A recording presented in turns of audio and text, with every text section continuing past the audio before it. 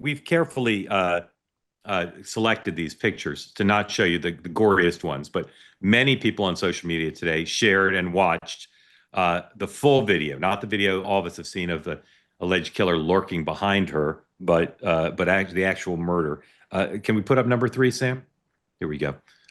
So you can see the horror in her face, and this has really left a lot of emotion with folks today. This is the President of the United States in the Oval Office, very upset, clearly reacting to that picture. Let's play the full thing. It's a couple minutes long, but I think it's worth seeing. This is number 2, please. For far too long, Americans have been forced to put up with Democrat-run cities that set loose savage, bloodthirsty criminals to prey on innocent people, really very, very innocent people. In every place, they control radical left judges, politicians, and activists, and they've adopted a policy of catch and release for thugs and killers. In Charlotte, North Carolina, we saw the results of these policies when a 23-year-old woman who came here from Ukraine met her bloody end on a public train. And here's a picture of it. This is the picture of it. And this is a picture of the woman, a beautiful young girl that never had problems in life, with a magnificent future in this country. And now she's dead. She was slaughtered by a deranged monster who was roaming free after 14 prior arrests. We cannot allow a depraved criminal element of violent repeat offenders to continue spreading destruction and death throughout our country. We have to respond with force and strength. We have to be vicious just like they are. It's the only thing they understand. 24 of the top 25 most dangerous cities in America are run by Democrat mayors. 50 people were murdered in Chicago in recent weeks, with hundreds being shot. And it's time to stop this madness. The people of our country need to insist on protection, safety, law, and order. We have proven that it can be done because we did it right here in D.C., in District of Columbia. The capital of America was a bloodthirsty, horrible, dangerous place, one of the worst. And now it's a crime-free city, and we're going to keep it that way.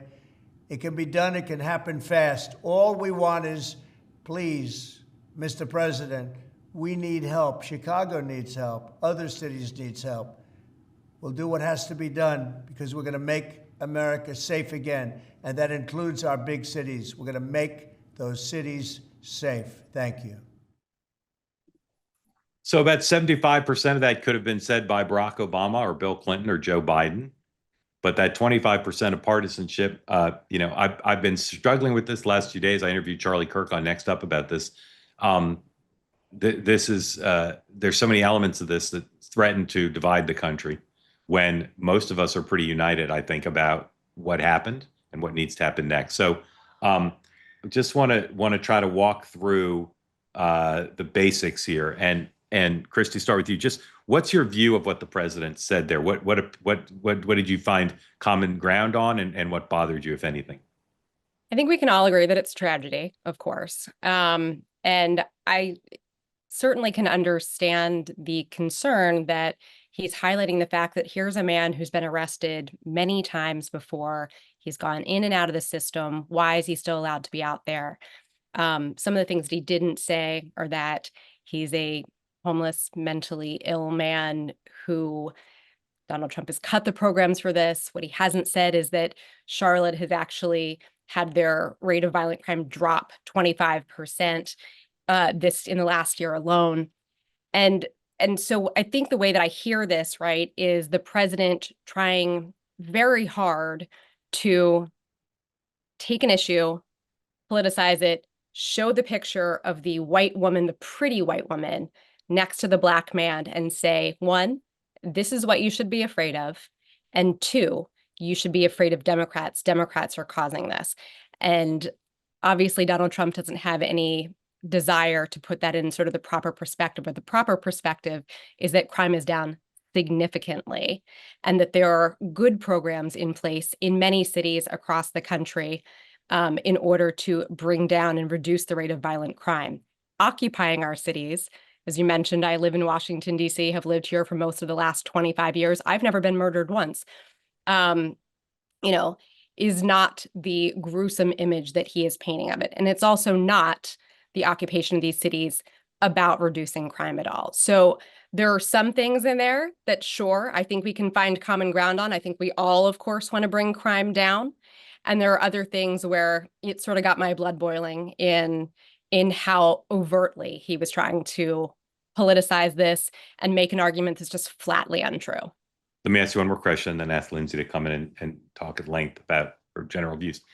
If Joe Biden were president when this action happened and all the same facts of the case and the video being released, do you think he would have given a speech? And if so, what do you think he would have said? I think he would have been asked to comment on it for sure. But do you think he would have given remarks, like he would have gone out of his way to give remarks like this president did, or not? I think it depends. I could see it happening. I mean, he was the author of the crime bill all those years ago, remember? But Yeah. But I think that what he would do is he would put it in the context of, look, law enforcement is an important answer to bringing down crime. It's incredibly important. It's also not the only answer, right? And when we talk about what are democratic solutions to bringing down crime and particularly violent crime, it starts with acknowledging that there's a host of issues. We need, mental health services, in this country that are more robust. We need more affordable housing. We need, right? There's all of these factors that people are not looking at. They're simply looking at, we need to get more law enforcement everywhere. Yeah. And I think that's a really narrow and reductive view of it. Yeah. Lyndsay, I'm going to ask your forbearance for one more moment. Christy, I never read the chat, but I do glance at it. And I'm seeing what doesn't surprise me. A lot of our MAGA viewers don't like what you're saying at all. Okay. So I'm sure they don't. So I'm trying to create understanding. So just as best you can without being political, but just anthropological. Why do you think people who support President Trump or disagree with what you said, why do you think they disagree so emotionally about it? Put yourself in their place. Don't. I think they're scared. I think they're scared. I think that despite probably not living in a city, I'm going to go ahead and suggest, as I do, that they are scared of the idea that particularly a person of color this plays into all of the worst stereotypes, frankly, that we have about that Black men are dangerous, violent, out to hurt white women, right? These are all the stereotypes that Donald Trump loves to play in, despite the fact that, again, that is not what the statistics show at all. Right. Right now, again, the arguments about, that immigrants are causing crime. Immigrants, as you know, cause, are responsible for crimes at a much lower rate than native-born Americans, right? All of these are lies. But can he find an example? Can we find examples of where that is the case? Of course you can, right. Because we're a nation of 380 million people. You're going to find examples of lots of things. Right. So here's why I think they are mad, and I'm pretty sure I'm right. What they're hearing, and again, I'm not siding with them. I'm just trying to have understanding here because I'll use a word I don't usually like to use. You're triggering them because what they're saying is what we hear from you is a bunch of statistics trying to downplay the real reality of crime in America today. What we hear from you is a bunch of liberal ideas about how to deal with crime that haven't been effective. But they have been, Mark. I'm not taking their position. I'm telling you what they're thinking because I know the MAGA mind because I've studied it. So they're saying what you're saying is out of touch, and what you're saying, what you believe you're saying, I know is. This is the truth. This is the reality of what's going on in America. Crime is not as bad as people fear it is. That they're being they're seizing on this one case, and that in fact the solutions to crime are the solutions that Democrats have espoused, not the ones that President Trump is espousing. So my last question to you is, if you wanted to find common ground with these people who are saying in the chat what I'm summarizing. Is there common ground about crime besides the fact that this is a tragedy in terms of public policy? Are there things that you believe should be done to fight crime that you think President Trump and his supporters would be for? Yeah, I mean, as I said, I strongly believe that law enforcement is part of the solution. And I think that people again, I live in Washington, D.C., in the parts of Washington, D.C. that have the most, persistent crime would tell you that as well, that they actually welcome law enforcement coming in. Do they welcome being a federally occupied city? Absolutely not. Those are two very different things. But what they will also tell you are that you need, again, community-based policing. They are working with, again, leadership within the community of all different types, right? And one other thing I'll say, because again, I've worked on this issue a bit, is that it is probably the case in Charlotte, as it is in Washington, D.C., where there's a relatively small number of people who are both the cause of a lot of crime and also the sort of the victims of it, right?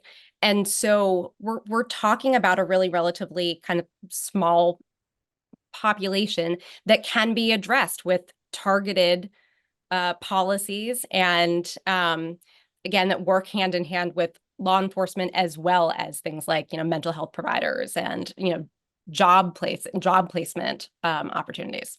Fantastic. And again, so grateful to you for being here and being so clear. Lyndsay, so grateful to you for your patience. I turned over to you. You can ask questions. You can say whatever you wish, as long as you wish. And again, thank you for being here and for your patience. Yeah, of course. It's great to be here. Actually, I'll ask you a question, Christy. I was on the campaign trail in 2024 in all the swing states. And, speaking to a lot of minority Black men who really feel like they've been overlooked in their communities and frustrated that the Democratic Party itself is not invested in them, doesn't care about their views. But I also think in a moment like this, I hear a lot of Democrats also saying, we don't want to offend the Black community or the Black men or people who are incarcerated. But that's not really what I heard specifically from that community. Do you feel like you're hearing that specifically from that community, that they feel like they've been ostracized in moments like these? I guess I would ask you to explain what you mean by Democrats feeling like we don't want to alienate sort of the incarcerated community, or can you just you had said yourself that, in your response to what Trump's comments were, him holding up a picture, of a pretty white girl next to a Black man and ostracizing him, essentially saying, this is the enemy, this is who you should fear, right. And the concern about alienating that specific group of people. I'm saying Donald Trump doesn't take a particularly nuanced view of much of anything, right? And that there are, on most issues, not like a very clear solution to it. It's a lot of things that bring us there. And again, I don't want to dismiss the fact that there has been, across America, there was a bit of a spike in crime, right, in 2023. And since then, we've seen it drop pretty significantly in most places last year, and again from 2024 to 2025.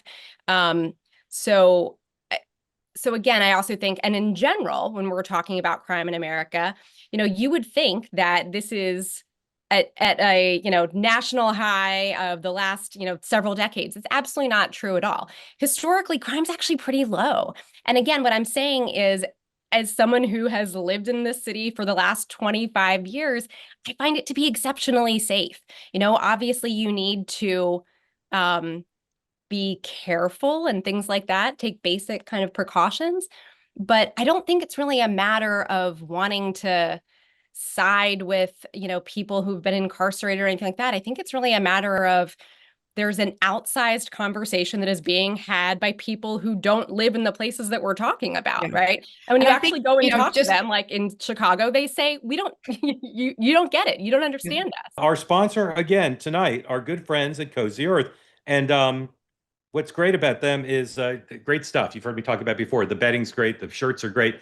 But you also hear me talk quite a bit about the pants. And we got a letter this morning I read on the morning meeting from a guy, a famous viewer of the morning meeting, who said he can't get enough of the pants. And he doesn't like buying clothes, hates clothes, he said. I don't know if he's a nudist, but he said he hates clothes.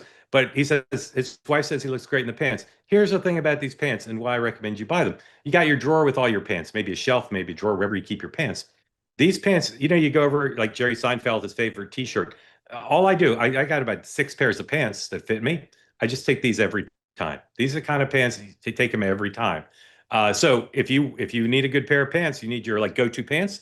a man, woman, a child, go to cozyearth.com, buy them 40% off. Use the code two-way for 40% off at cozyearth.com. Built for real life, made to keep up with yours. Cozy Earth, telling you, buy the pants. That was a delicious video experience. I think you'll agree. Now, what you need to do in return for getting to enjoy that is hit the subscribe button, be part of the Two-Way community, never miss a thing.